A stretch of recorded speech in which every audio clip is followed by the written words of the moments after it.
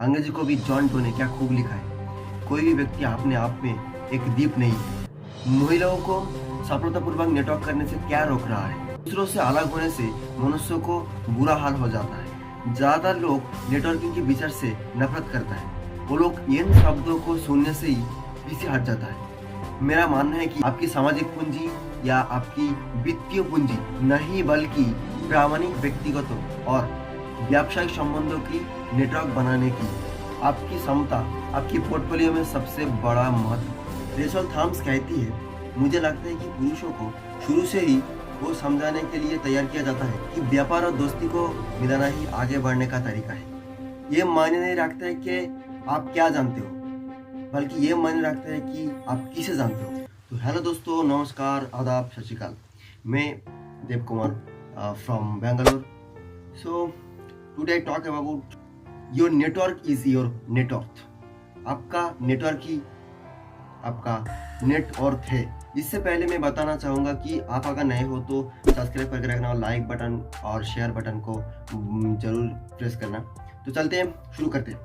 अंग्रेजी को भी जॉन डो ने क्या खूब लिखा है, कोई भी व्यक्ति अपने आप में एक दीप नहीं है। ये वाक्यांशों इस विचार को व्यक्त करता है कि दूसरों से अलग होने पर मनुष्य का बुरा हाल हो जाता है और उसे पनपने के लिए समुदाय का हिस्सा बनने का आवश्यकता होती है। रिश्ते हमारे जीवन और काम में अर्थ का सबसे सुसंगत स्रोत है। चाहे सहकर्मी या पर्यवेक्षकों, परिवार और दोस्तों के साथ, सामाजिक संबंधों हमारे जीवन में गहराई और समृद्धि पैदा करता है। अपने करियर में सफल होने वाले कई लोग इस उपलब्धि का श्रेय समय के साथ बनाए गए मजबूत नेटवर्किंग चैनलों को देता है। लेकिन सच तो यह है कि ज्यादातर लोग नेटवर्किंग के विचारों से नफरत करता है। वो इन शब्दों का जिक्र मात्र ही पीछे हट जाता है। कई लोग नेटवर्किंग को ऐसे चीज से जोड़ते हैं कि जो लेने वाले और स्वार्थी लोगों पर केंद्रित है। अधिकांश लोग तब तक सूचनात्मक सकारात्मक आयोजित करने का इंतजार करता है जब तक कि ये किसी भूमिका के लिए उत्सुक ना हो जाए, जिससे लेन देन संबंधी व्यवस्था बनती है, जिसके लिए नेटवर्किंग बदनाम है। इसके वजह सूचनात्मक सकारात्मक हमारा चल रहा है करियर विकास का हिस्सा होना चाहिए। अगर हम लोगों से लगातार बात नहीं करते हैं कि ये कहाँ रहे हैं और उन्होंने क्या सीखा है, तो हम कैसे पता लगा सकते हैं कि हम कहाँ जाना चाहते हैं।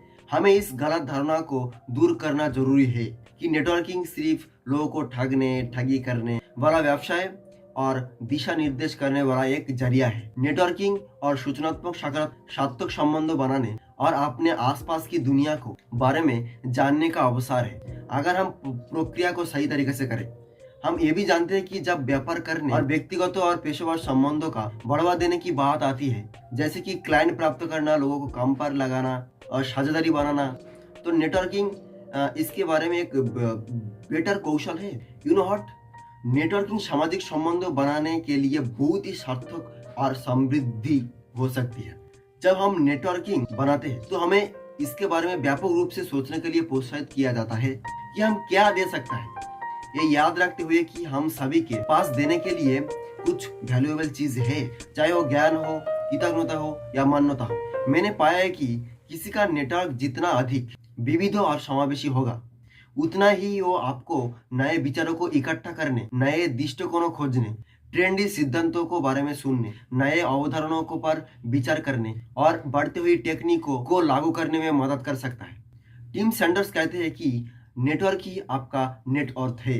नेटवर्किंग का अपना एक काम है, किसी की तरह की निवेश की तरह इसमें ध्यान और प्रवेश का आवश्यकता होता है। लेखक पोर्टर गेल कहते हैं कि मेरा मानना है कि आपकी सामाजिक पूंजी या आपकी वित्तीय पूंजी नहीं, बल्कि प्रामाणिक व्यक्तिगत और संबंधियों का नेटवर्क बनाने की क्षमता आपके पोर्टफोलियो में सबसे महत्वपूर्ण संपत्ति है। मेरा मानना है कि आपकी रुचियों और मूल्यों का साझा करने वाले अन्य लोगों का तलाश करना और उनके साथ मिलकर काम करना एक मजबूत आधार पैदा करेगा, जिससे आप अपने दम पर सफलता की उच्च धाप में पहुंच सकेंगे। इसीलिए मेरा मानना है कि आपकी नेटवर्क आपके पोर्टफोलियो आकार या आपकी नेटवर्क की आकार पर आधारित नहीं होगी, बल्कि आपकी जुनून और मूल्यों को परिभाषित करने और उनके प्रति सच्चे रहने की आपकी क्षमता पर आधारित होंगी, और उन लोगों के साथ काम करना जो उन्हें साझा करता है आपको एक मजबूत और स्थायी पारस्परिक सुरक्षा जाल बनाने की अनुमति देगा, जो आपकी किसी भी वित्तीय आपदा से अधिक आउटपुट और व्यक्तिगत संतुष्टि तक ले जाएगा। तो फिर क्वेश्चन इज दैट महिलाओं को सफलतापूर्वक नेटवर्क बनाने से कौन रोक रहा है? अध्ययनों से पता चला कि महिलाओं को नेटवर्क और पेशेवर अवसर खोजने में अधिक चुनौतियों का सामना करना पड़ता है। फिर भी उन्हें पुरुषों की तुलना में सर्वश्रेष्ठ पदों को प्राप्त करने में व्यापक नेटवर्क और जानकारीपूर्ण आंतरिक मंडलियों को बनाए रखने की अधिक आवश्यकता होती है। जर्नल ऑफ ह्यूमन रिलेशन में छपा है। यह समस्या इस तत्व पर निहित है, अधिकांश महिलाएं स्वयं द्वारा लगाए गए अवरोधों का शिकार हो जाता है, जिसमें लिंग आधारित विनम्रता, अपने मूल्य और शक्तियों को कम आंकने की प्रवृत्ति और अपने करियर में आगे बढ़ने की साधन के रूप में अपने संबंधों का लाभ उठाने की अनिच्छा शामिल है। कुछ महिलाओं नेता मजबूत नेटवर्क स्थापित करता है और परिणाम स्वरूप यह अधिक प्रभाव और अधिक विशिष्ट पद प्राप्त करता है। तो ये अलग तरीके से क्या कर रहे हैं, जो महिलाओं स्थापित करता है, जो मतलब बहुत बड़ा नेटवर्क स्थापित करते हैं, तो ये अलग क्या कर रहा है, क्योंकि वो सोच समझकर जोखिम उठाता है, बड़े और व्यापक संगठन बनाता है। उनके पास मजबूत महिला सहायता समूह होते हैं और वो सही तरह के आंतरिक घेरे का निर्धारण करता है जिनकी उन्हें आवश्यकता होती है।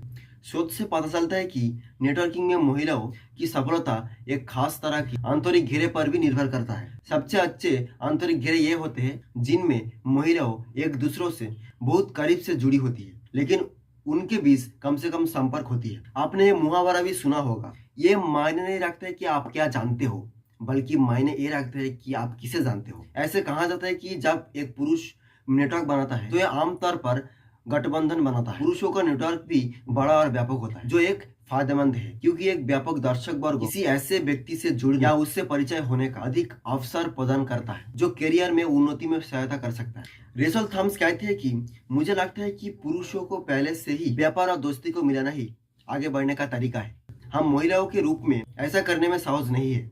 वहीं पर सीमाएं और आरामदेह क्षेत्र काम आते हैं। नेटवर्क बनाना चुनौतीपूर्ण है और महिलाओं को कई सीमाओं का सामना करना पड़ता है, जिनमें से कुछ में घर की जिम्मेदारियों भी शामिल है। उदाहरण के लिए माताएं उन नेटवर्क कार्यक्रमों से बचनी चाहती है जो देर रात तक चलती है या जो उन्हें लंबे समय तक अपने बच्चों से दूर रखते हैं। इस अर्थ में पुरुषों के साथ कई नेटवर्किंग स्थान बनाए जाती है। उन्हें दोनों लोगों के लिए अधिक आकर्षण बनाने के लिए प्रयास की आवश्यकता है। तो ये रहा मेरा वीडियो, कैसे लगा जरूर शेयर करना, जरूर लाइक करना और कमेंट में बताना कैसे लगा। तो मिलते हैं अगले वीडियो पर, बहुत जल्दी आने वाला है। तो बाय, इतना तक।